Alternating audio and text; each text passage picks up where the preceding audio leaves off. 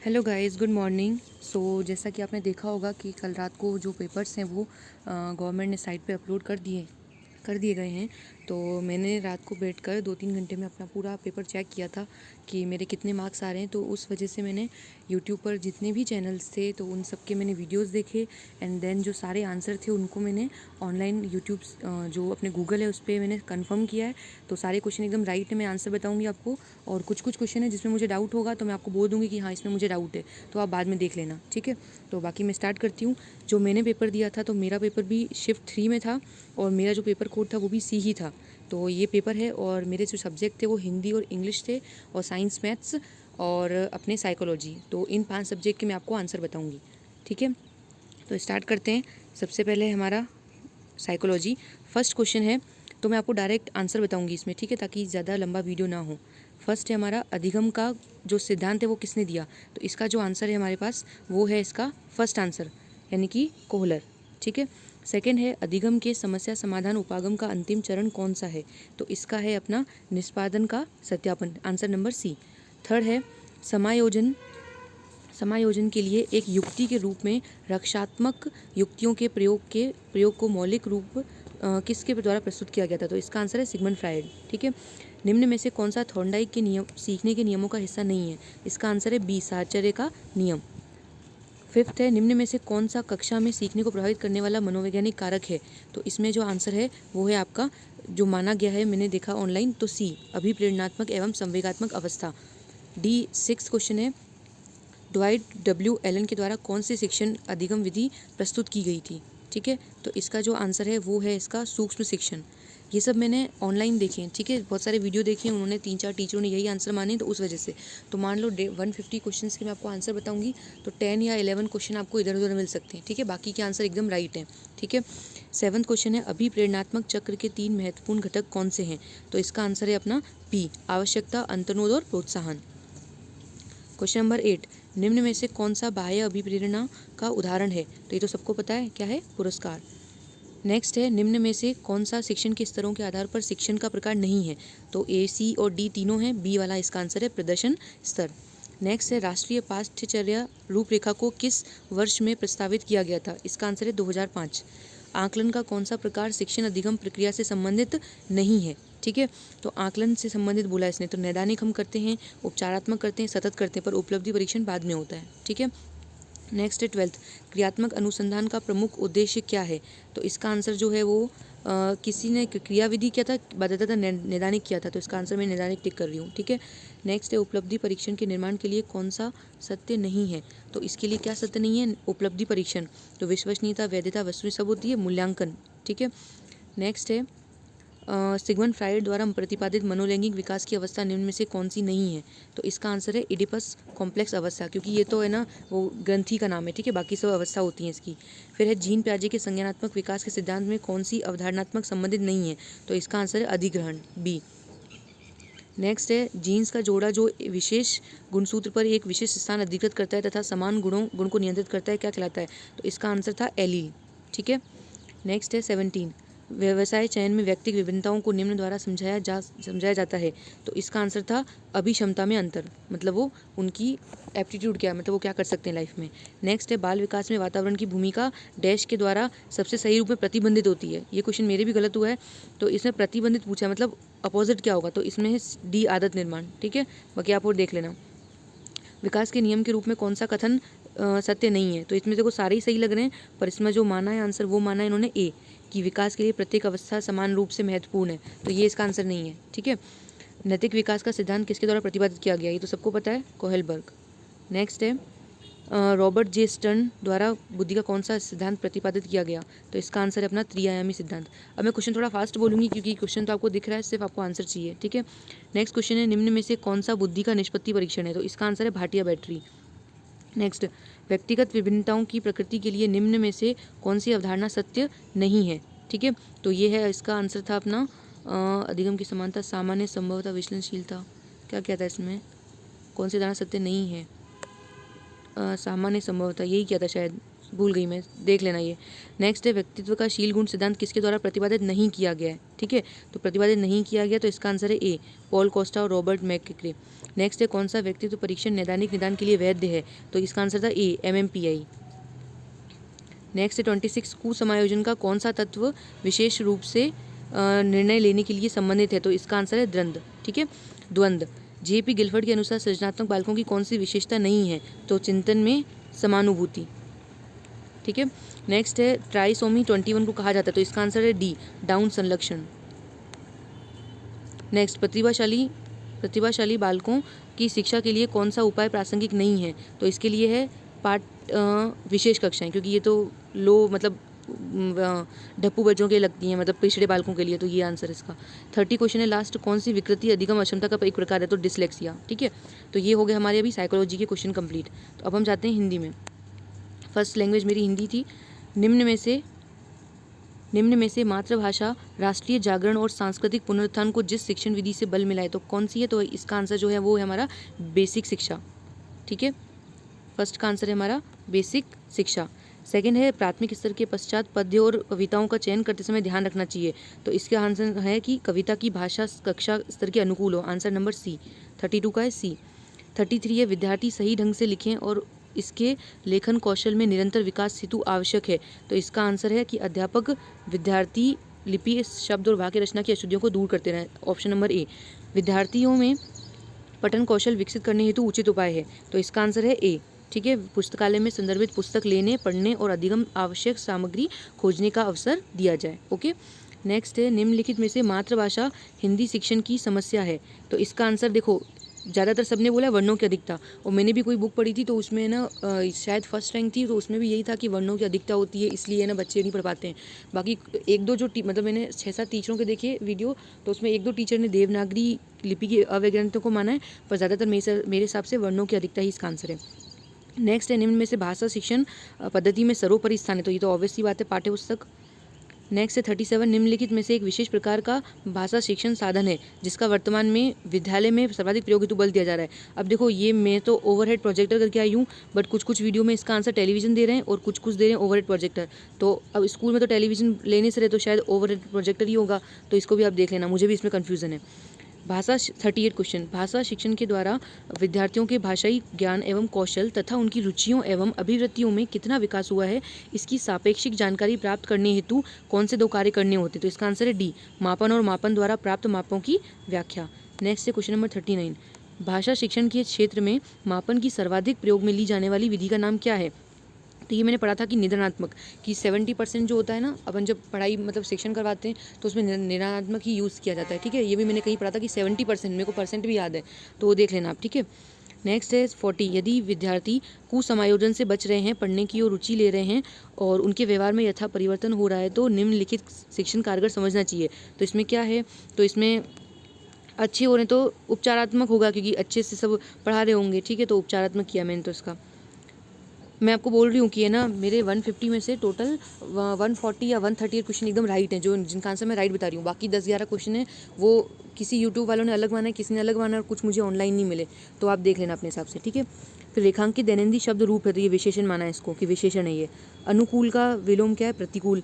चिंतन शब्द का सही विच्छेद, अब ये जो है ये आधे लोग बता रहे हैं कि इसका गलत है, इसका ऑप्शन नहीं दिया हुआ है, बट कुछ ने इसका आंसर बी माना है। ठीक है, तो अभी हम बी टिक कर देते हैं, बाकी जो भी होगा फिर देख लेंगे। नेक्स्ट है अभिव्यक्ति सामासिक पद में समास निहित है, तो इसमें अविर्भाव समास है।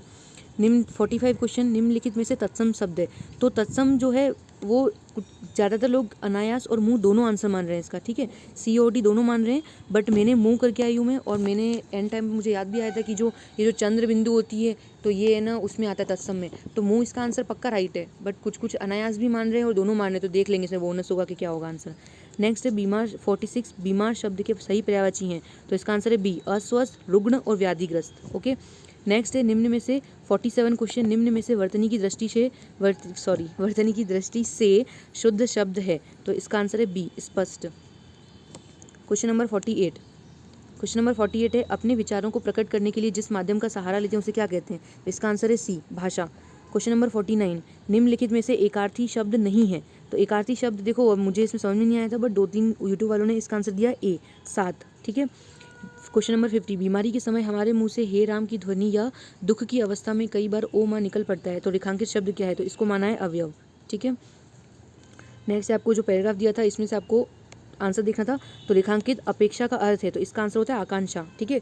उपेक्षा का मतलब होता है अवहेलना, किसी की अवहेलना करना उपेक्षा होता है, तो उपेक्षा से ही ये वर्ड है अपेक्षा। अपेक्षा का मतलब होता है कि आकांक्षा, मतलब हम किसी से है ना उम्मीद रखते हैं, ठीक है, तो आकांक्षा रखते हैं।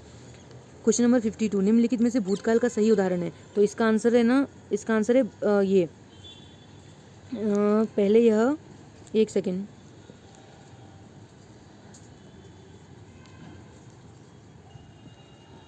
तो इसका आंसर है हमारा ए, ठीक है, ए माना है कि पूरे के पूरे पेज को। फिर है निम्नलिखित में से स्त्रीलिंग, तो इसको माना है काफ़ी, जो 53 का है ए, ठीक है।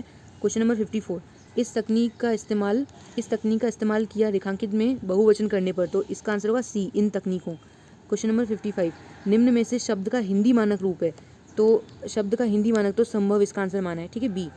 56 है सावन शब्द का हिंदी शुद्ध रूप है, तो इसका आंसर माना है डी, श्रावण, ठीक है। 57, तुम दौड़कर चलते हो रेखांकित पदबंध का उदाहरण है, तो इसका आंसर माना है तुम, तो तुम है अपना सर्वनाम, आंसर है अपना डी। नेक्स्ट 58, ठीक न्याय करना अर्थ प्रकट करने वाला मुहावरा है, तो इसका है कि दूध का दूध और पानी का पानी करना, ठीक है।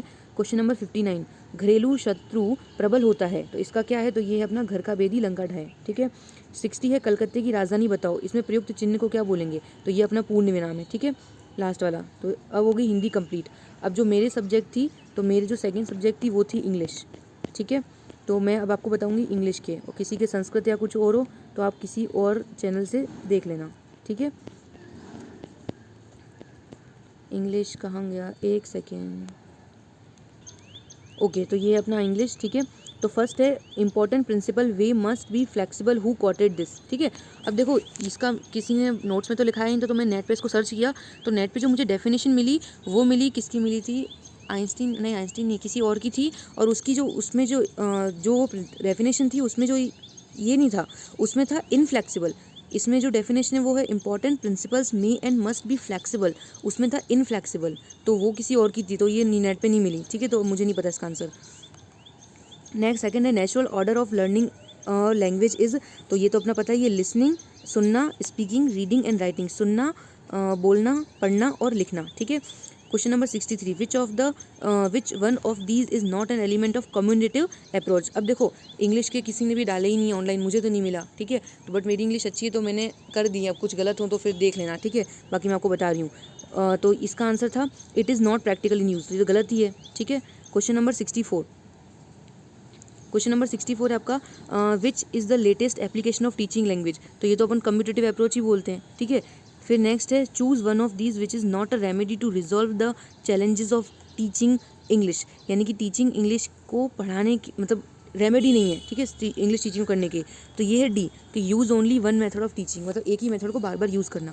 Question number 66, which one of these is not an advantage of online re-medical education, यानी कि कौन सा एडवांटेज मतलब लाभ नहीं है रीमेडिकल एजुकेशन को ऑनलाइन पढ़ाने का, तो इसका आंसर जो क्या था कि सी, कि इट इज़ कॉस्ट इफेक्टिव, तो मतलब कॉस्ट इफेक्टिव इसका आंसर कुछ समझ में नहीं आया है, ठीक है, तो ये कर दिया मैंने, अब देख लेना। फिर which one of these is a disadvantage of online, disadvantage क्या है, ठीक है, तो इसमें आंसर है कि no technical support from the instructor, तो फर्स्ट तो ईजी है क्योंकि स्टूडेंट को इन्फॉर्मेशन मिलती है। फिर सी वाला भी है कि a well design online course make it easy, क्योंकि आजकल ऑनलाइन कोर्स इतने आ गए हैं, तो बी आंसर मेरे को सही लगा, ठीक है। फिर है D, continuous evolution is basically, तो ये क्या होता है, तो कंटिन्यूस का मतलब होता है अपने सतत, ठीक है, सतत मूल्यांकन जो अपन करते रहते हैं, तो जो इसका जो आंसर किया कि मैंने किया है कि फॉर्मेटिव होता है, क्योंकि फॉर्मेटिव का मतलब क्या होता है कि जो अपन क्लास में भी टेस्ट लेते रहते हैं वो, और जो कंटिन्यूस होता है उसका मतलब क्या होता है कि सतत प्रक्रिया, ठीक है, और स्कूल बेस्ड होती है, स्कूल में ली जाती है, तो इसलिए मैंने इसका आंसर किया formative in nature and is school based, okay. Question number 69 है आपका कि विच one of these is not a merit of group evolution, मतलब ग्रुप में जो बच्चे पढ़ते हैं, ग्रुप में जो मूल्यांकन किया जाता है उसका लाभ क्या नहीं है, ठीक है, तो different learning style can not be evaluated, student learn in cooperative manner as they help one another in group a healthy competition, तो देखो सी भी है बी भी है, तो मुझे इसका ए किया था मैंने कि different learning style can not be evaluated, तो ये बोल रहे हैं कि लर्निंग स्टाइल नहीं होती हैं, ठीक है, लर्निंग स्टाइल नहीं सीख पाते हैं क्योंकि ज़्यादा अलग अलग तरह की एक होती रहती है, ठीक है, ग्रुप में, तो वो देख लेना आप, ये भी ऐसे क्वेश्चन होते हैं, इसका कुछ भी हो सकता है, मतलब ऐसे तो पढ़ा है तो यही है, बाकी देख लेना। समेटिव इवोल्यूशन, समेटिव क्या होते हैं, समेटिव का मतलब है जो लास्ट में होते हैं, ठीक है, मतलब जो लास्ट में होते हैं ना, अपन जो पेपर देते हैं, ठीक है, तो ये इसका आंसर माना डी, सी कि provide information about teachers and what they teach in the classes. Summative का मतलब होता है योगात्मक, मतलब जो लास्ट में लेते हैं कि कितने क्या मार्क्स हैं, ठीक है, तो टीचर्स का ही बताते ही हैं, ठीक है। 71 dash may be an appropriate title for the given extract, तो इसका आंसर था डिसिप्लिन, ठीक है, डिसिप्लिन माना है, मैंने तो डिसिप्लिन किया है। बाकी आगे वाला क्या है, तो बोथ ये होगा इसका आंसर ए, ठीक है, both adolescent and their friends feel let down and think that nobody cares for them, ठीक है। नेक्स्ट है क्वेश्चन नंबर 73।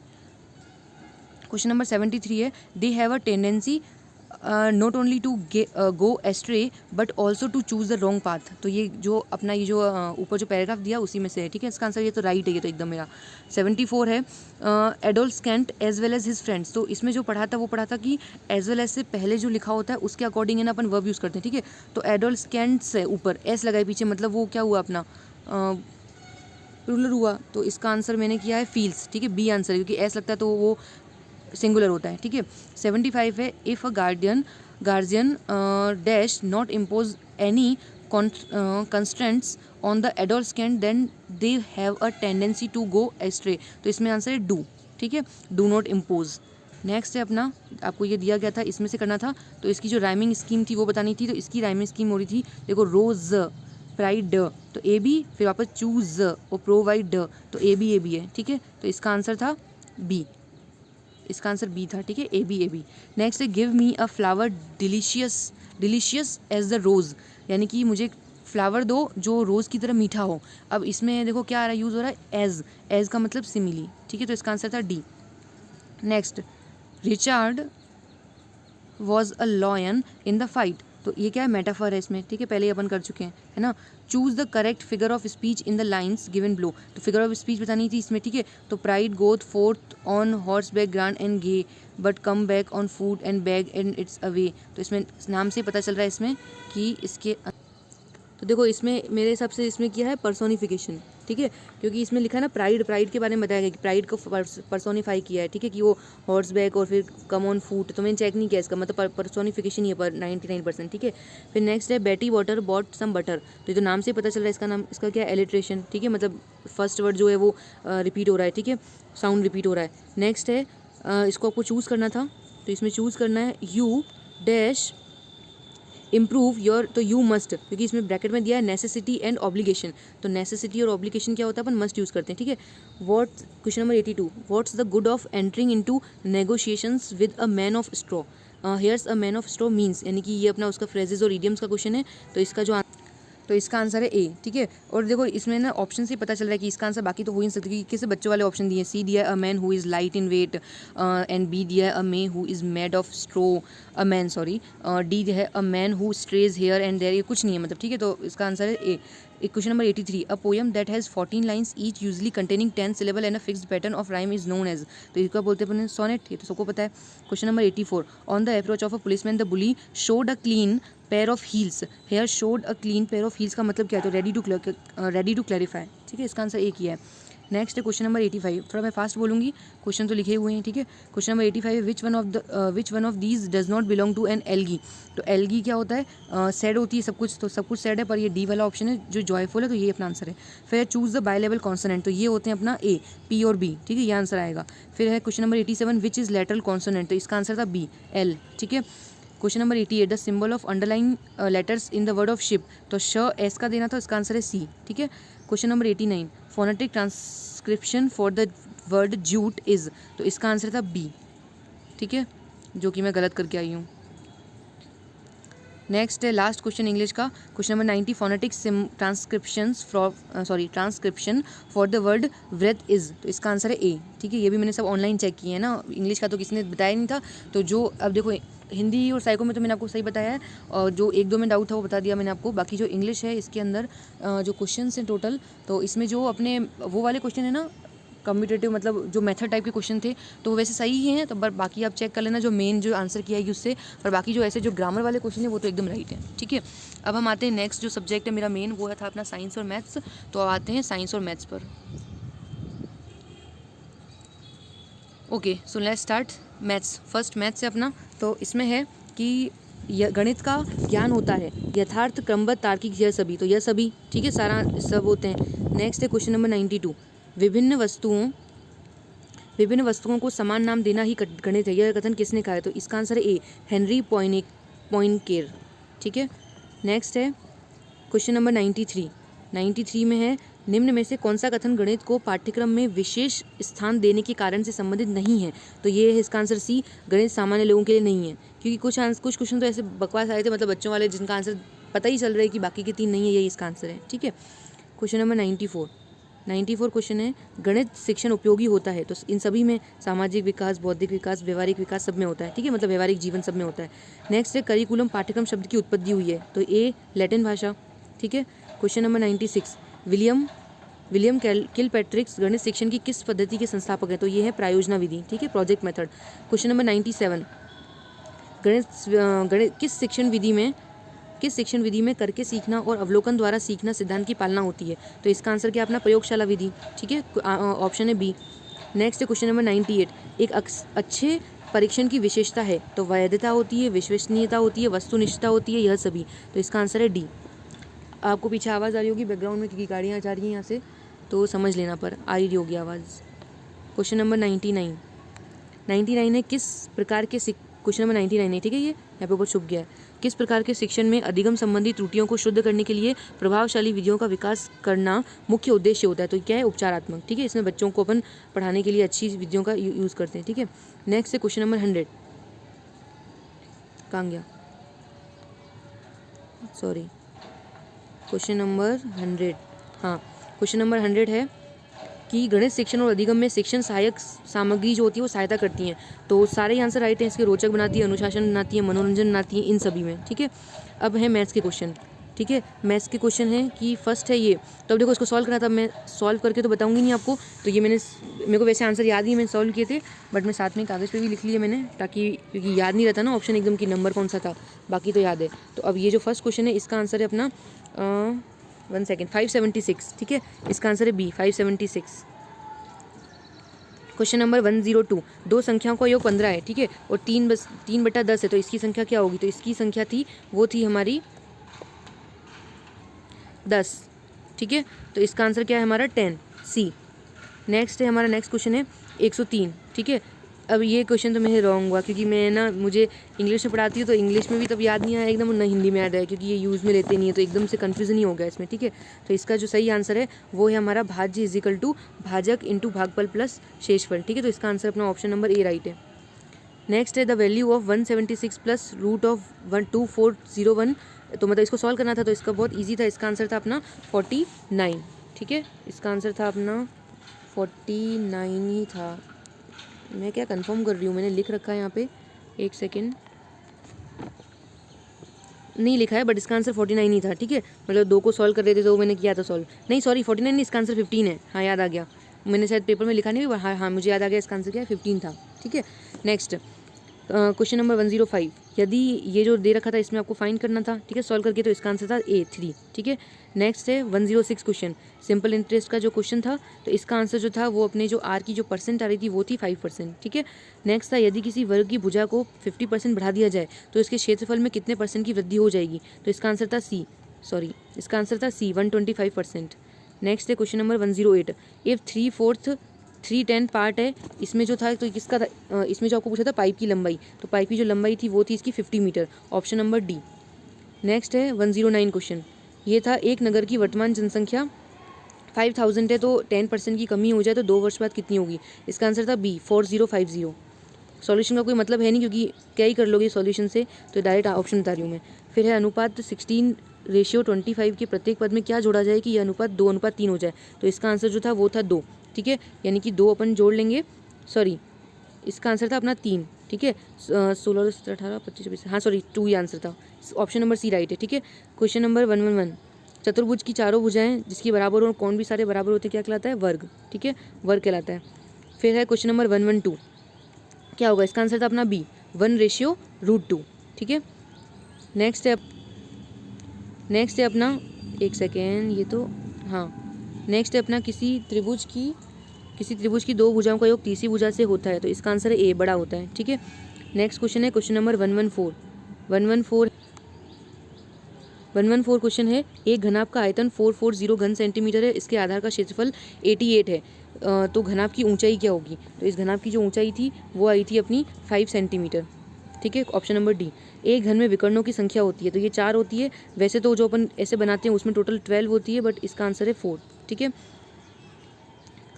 नेक्स्ट है अपना क्वेश्चन नंबर 116। एक बेलन की ऊंचाई 11 सेंटीमीटर और वक्र पृष्ठ इतना है 968, तो बेलन की त्रिज्या क्या होगी? तो इसका आंसर है सी 14 सेंटीमीटर। नेक्स्ट है क्वेश्चन नंबर 117। इसका आंसर है समंकों को खानों तथा पंक्तियों में क्रमबद्ध रूप में प्रस्तुत करने की व्यवस्था कहलाती है, तो इसका आंसर है बी सारणीयन। ठीक है, नेक्स्ट है 118। निम्न में से कौन सा द्वितीयक या गौण आंकड़ों का स्रोत नहीं है? तो जो अपन को बाहर से मिलते हैं वो होते हैं द्वितीयक, बट व्यक्ति द्वारा स्वयं किया गया सर्वे, ये इसका आंसर होगा। Question number 119। आवृत्ति बहुभुज के अवलोकन से निम्नलिखित में से क्या ज्ञात किया जा सकता है?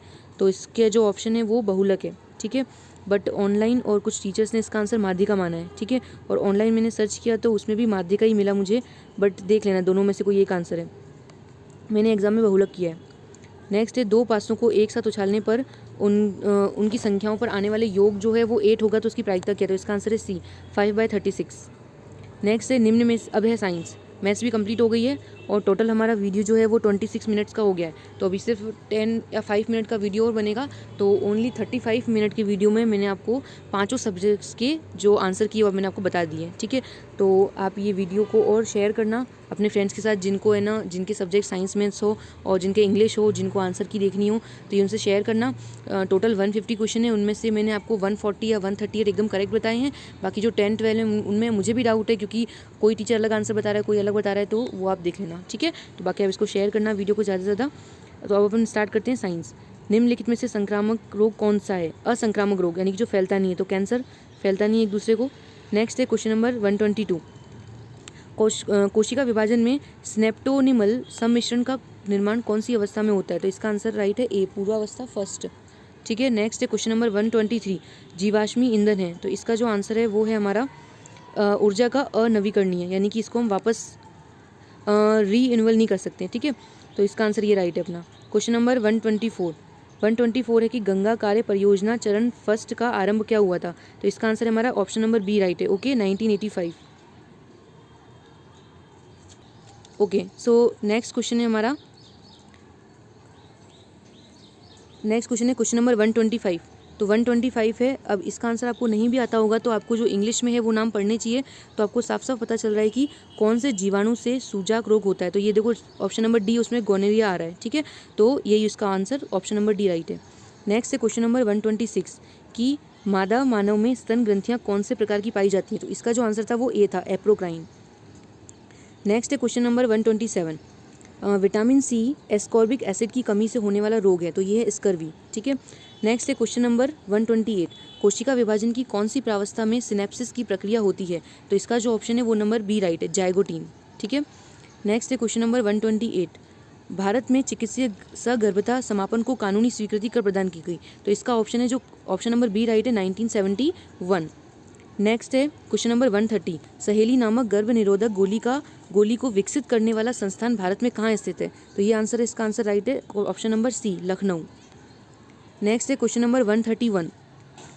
इसमें जो क्वेश्चन है वो है रबी की फसल का उदाहरण है, तो रबी की फसल होती है गेहूँ, ऑप्शन नंबर ए इसका राइट आंसर है। ठीक है, नेक्स्ट है क्वेश्चन नंबर 132 क्वेश्चन है जी स्टैनली हॉल ने कौन सी शिक्षण विधि को लोकप्रिय बनाया? ठीक है, तो देखो अब इसमें है ना प्रश्नावली विधि लगा रहे हैं कुछ आंसर और कुछ लगा रहे हैं व्यक्ति इतिहास विधि। ठीक है, तो प्रश्नावली हो सकता है, तो आप देख लेना इसमें कौन सा राइट है।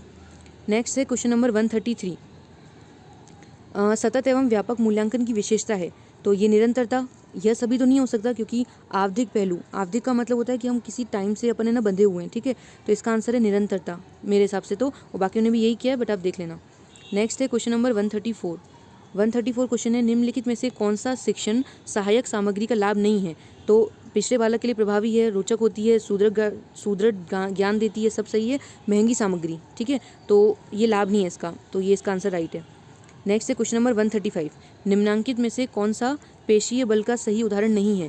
तो सारे ही पेशीय बल हैं जिसमें अपन हाथ को यूज़ करते हैं, अपनी जो मांसपेशियाँ हैं वो यूज़ होती हैं, वो सब पेशीय बल होती हैं। तो ऑप्शन ए, बी और डी सब राइट है, but question number C wrong है कि व्यक्ति द्वारा अपने दोनों हाथों से नाव खींचना बंद कर देने पर नाव का पानी में कुछ दूरी चलकर रुक जाना, तो वो कुछ काम नहीं कर रहा है, तो इसका ऑप्शन नंबर सी राइट है।